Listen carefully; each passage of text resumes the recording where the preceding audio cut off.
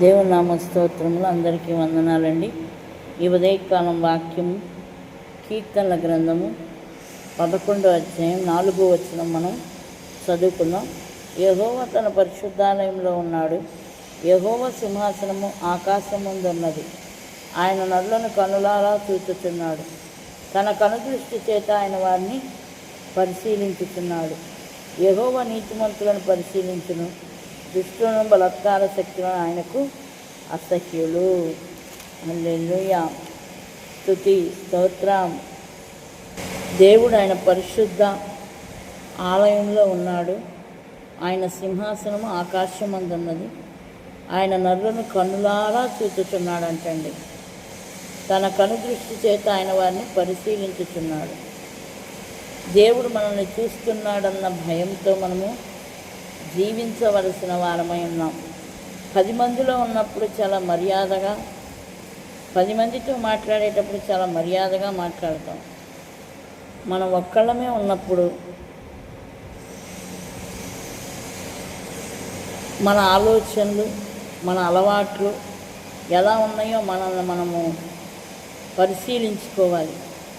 దేవుడు ఆకాశమందుండి మనల్ని కన్నులారా చూస్తున్నాడు. మనం ఏం మాట్లాడుతున్నాం, ఎక్కడికి వెళుతున్నాం, ఎలా ప్రవర్తిస్తున్నాం, మన ఆలోచనలు ఎలా ఉంటున్నాయి, మనం ఏం ఆలోచిస్తున్నాం అనేది దేవుడు మనల్ని కన్నులారా చూస్తున్నాడంట. తన కనుదృష్టి చేత ఆయన వారిని పరిశీలించుచున్నాడు. చూడటమే కాదు, ఆయన ఏం చేస్తున్నాడు, పరిశీలిస్తున్నాడు. మనం కూడా చూడండి, ఏదైనా వస్తువులు కొన్నప్పుడు లేదా కూరగాయల షాప్కి వెళతాము. కూరగాయలను చూడండి ఎంత చక్కగా పరిశీలిస్తామన్న, పుచ్చులు ఉన్నాయేమో, పాడైపోయినాయేమో, మెత్తగా ఉన్నాయేమో, కుళ్ళిపోయినాయేమో అని చెప్పి వాటిని ఏం చేస్తూ ఉంటాం, మనం ఏది పెడితే అది తెచ్చుకోం. వాటిని పరిశీలించుకుంటాం, వాటిని పరీక్షిస్తాం, అప్పుడు మన ఇంటికి తెచ్చుకుంటాం.